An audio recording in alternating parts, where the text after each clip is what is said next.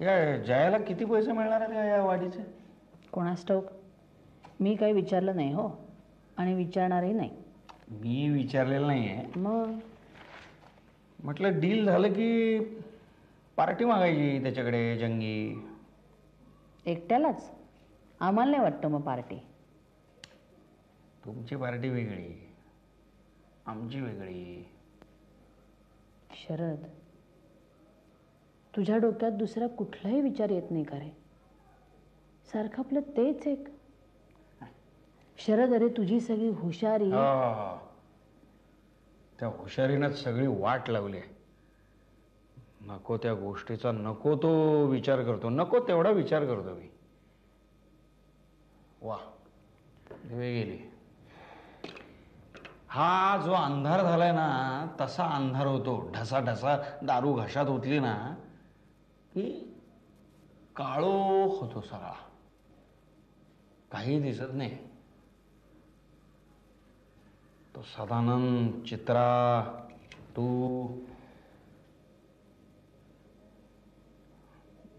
आपल्या मुली, अगदी अक्षता सुद्धा दिसत नाही.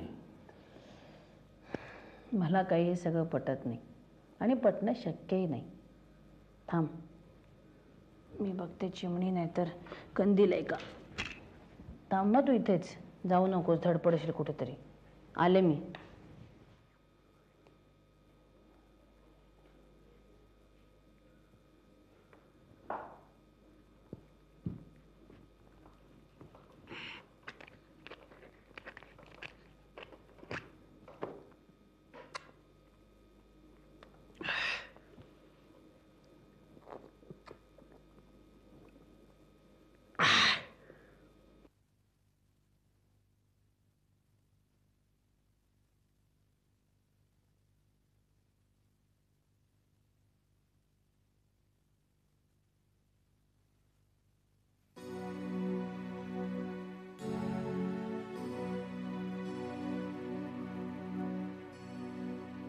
तिथे का बसलीस?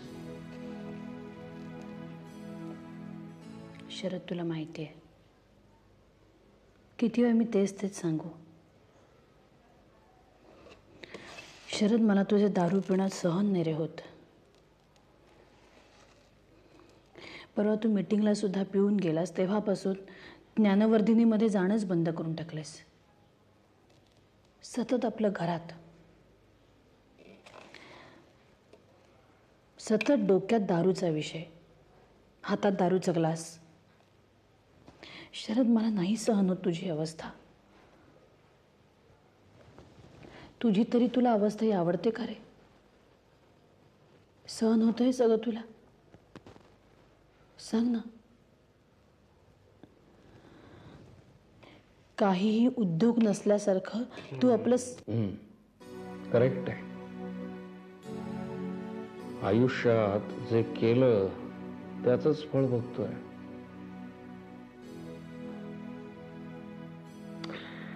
तुला कदाचित आठवत नसेल सुद्धा, पण मी घर सोडून जात होतो ना तेव्हा आपल्यात एक स्फोटासारखा वाद झाला होता. त्या वादातला शब्दन शब्द माझ्या मनावर कोरला गेला. तू म्हणाली होतीस मला, चित्रा गेली म्हणून तुझी पंचायत झाली ना शरद. ती जर जिवंत असती तर ती, तू आणि तुझी मुलगी तिघही सुखानं वेगळे झाला असतात.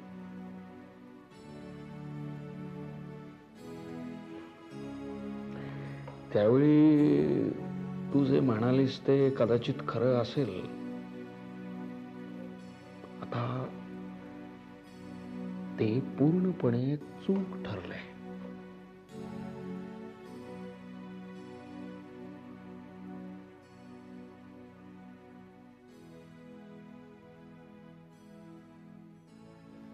सुधा, आजची परिस्थिती अशी आहे की मरून गेलेली चित्रा कधीच सुटली आहे तेव्हाच,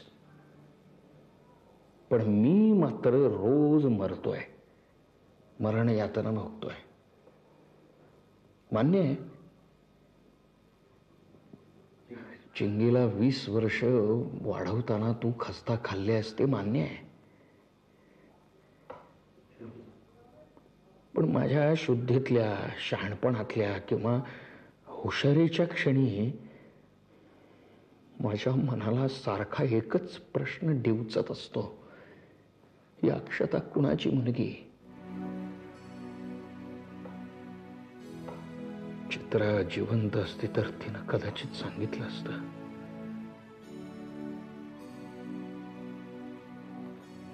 सुधा,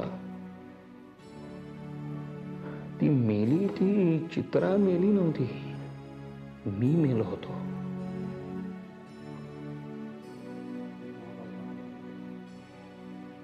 आणि तेव्हापासून आजपर्यंत मरतोच आहे. रोज रोज मरतोय. कधी तुझ्या विरहानं, कधी मुलींच्या वियोगानं, तर कधी या जयासारख्या मित्रांच्या ताटातुटीनं,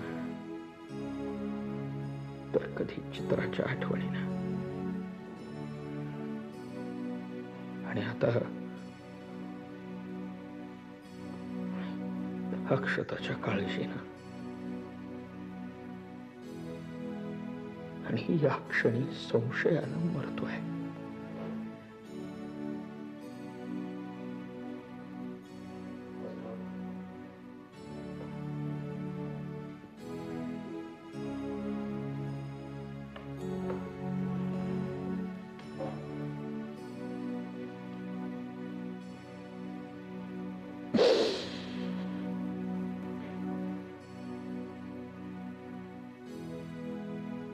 शरद, मरणाचा आणि दारू पिण्याचा काही संबंध आहे?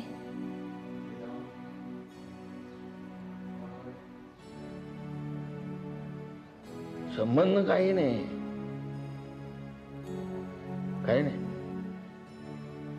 कदाचित खरोखरचं मरण लवकर येईल.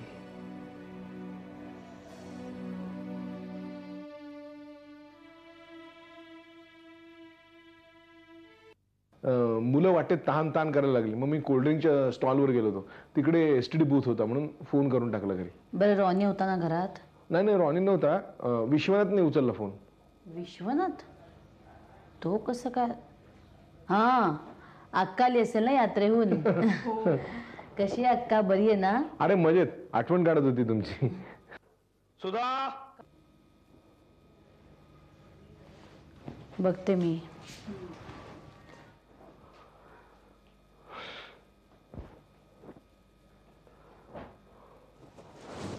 पण काय हो, शरद भाऊजींना वेगळ्या वातावरणात आणून दारूपासून दूर ठेवण्याचा प्रयत्न आपला फसलाच.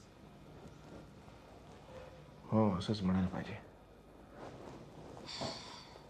त्या सदानंदचा विषय त्याच्या डोक्यातनं जाईपर्यंत तरी. आणि तो विषय निघणं फारच कठीण आहे. मी केला, माझ्या परीने प्रयत्न केला मी, पण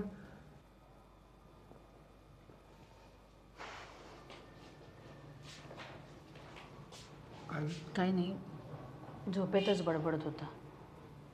बरं, तू कसला प्रयत्न केलास म्हणालास? नाही, तो सदानंदचा विषय त्याच्या डोक्यातनं काढण्यासाठी मी प्रयत्न केला होता असं मी तिला. म्हणजे सदानंद जेव्हा म्हणाला ना त्याला, शरदला, की मुलगी दे माझी, नाहीतर मला 5 लाख रुपये दे, तेव्हा मी सांगितलं शरदला, अरे म्हटलं त्याला जाऊन सांग कसली मुलगी. त्याच्या नजरेला नजर भिडव. त्याला सांग, हे बघ मुलगी माझी आहे, मी देणार नाही. तुला हवी असेल तर तूच दे मला 10 लाख रुपये. असं बोलले ते त्याला? आणि म्हणून सुपारी घेऊन काकांवर गोळ्या झाडल्या, ते 10 लाख रुपये मिळण्यासाठी? अगं सुनंदा, शरद जर असं बोलू शकला असता तर आज त्याची ही अवस्था झाली असती का? मलाही नाही तसं वाटत. शरद फार हळव्या स्वभावाचा आहे. तो नाही असं बोलू शकणार. नाही म्हणजे त्याच्याकडून खूप चुका झाल्या असतीलही, पण तो असं बोलू शकणाऱ्यातला नाही आहे. त्याचं काय झालं सांगू? तो स्वतःच्याच मनाचं ॲनालिसिस करण्यात अडकलाय. आणि तो खोलवर शिरलाय त्याच्यात आणि जास्तीत जास्त अडकत चाललाय. तो म्हणतो तेच खरं वाटायला लागलंय मला आता. त्याची बुद्धिमत्ता, त्याची हुशारीच त्याला नडते. त्यालाच काय, पण लोकांना या गोष्टीचं आश्चर्य वाटतं की हे सगळं मी कसं काय सहन करते, का करते. खरं सांगू, तात्पुरतं का होईना, पण मी हे सहन करते, करणार.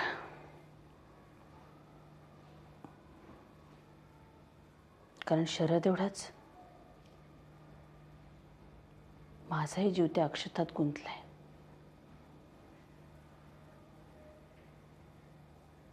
सगळ्या अनर्थाचं मूळ कारण आहे ती अक्षत नावाची मुलगी.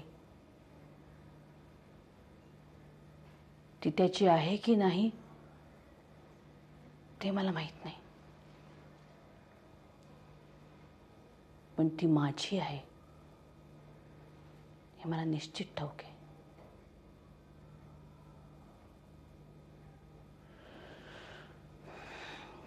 मी तिची जन्मदात्री नाही आहे हे तिला माहिती असण्यात किंवा नसण्यानं काही फरक पडत नाही, पण ती माझी आहे. आणि म्हणूनच मी शरदला मदत करते ह्या सगळ्यातून बाहेर पडण्यासाठी. त्याला ह्या क्षणी विरोधाची, वादावादीची, भांडणाची गरज नाही. त्याला जास्त गरज आहे ती आपल्या मदतीची.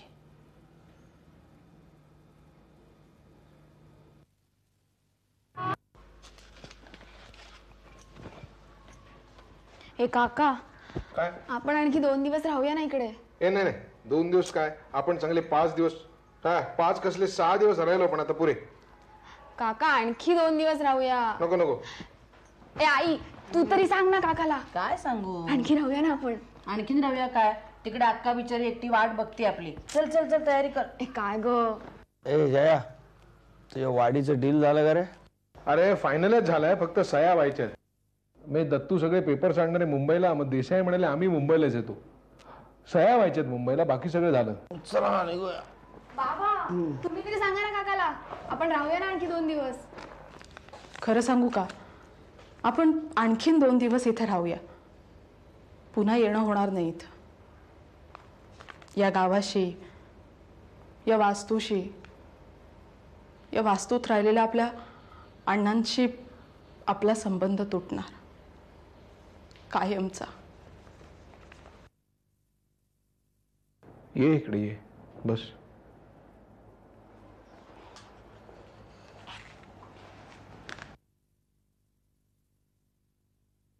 संबंध संपेल कसा? अण्णांच्या आठवणी आपल्या बरोबरच राहतील ना कायमच्या. आणि हे सगळं सांभाळणं दिवसेदिवस कठीण होणार आपल्याला, म्हणून विकायचं ठरवलं ना. आणि मला काही कमी त्रास होत असेल? माझी सगळी सुरुवात इथलीच नाही का? सगळं इथेच.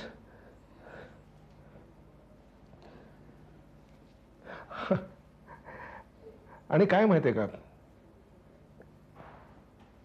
कधी वाटलं ना तर इथे 2-4 दिवस आपण राहायला येऊ शकतो. म्हणजे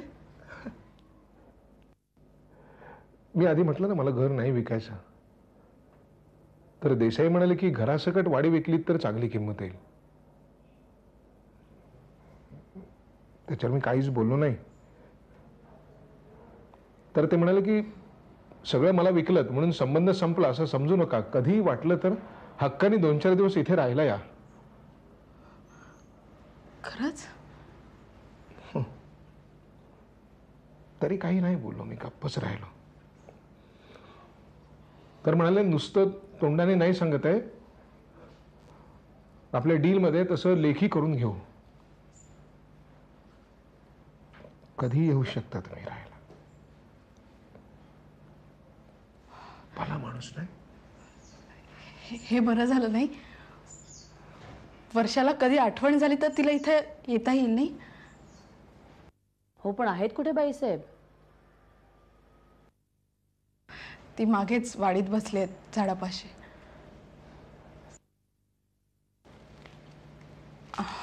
अरे हो, ते तात्या नाही आहेत का, परवा आले होते, काठ्या वगैरे घेऊन आले होते, ते त्याने हे पत्र दिलंय. म्हणजे आपल्या अण्णांनी दिलं होतं त्यांच्याकडे. म्हणाले की जेव्हा निमकरांची नाळ या मातीपासून पूर्णपणे तुटेल तेव्हा हे पत्र माझ्या लेकाला दे.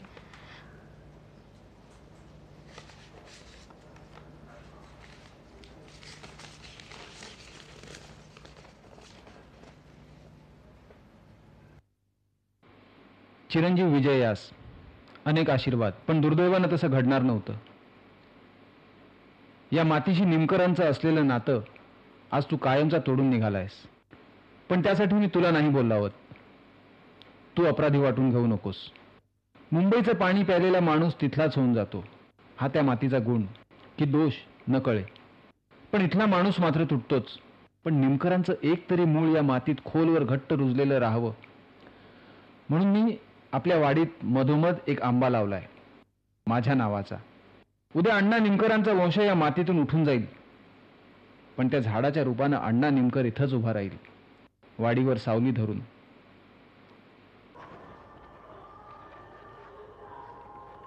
वर्षा, हे तुझ्या आजोबांचं झाड नव्हे, हे आजोबाच तुझे. सुनंदा, अजून तुला वाटतं की सगळं इथेच संपलं? अजूनही तुला वाटतं की आपली नाळ आजच्या दिवसानंतर इथे तुटली?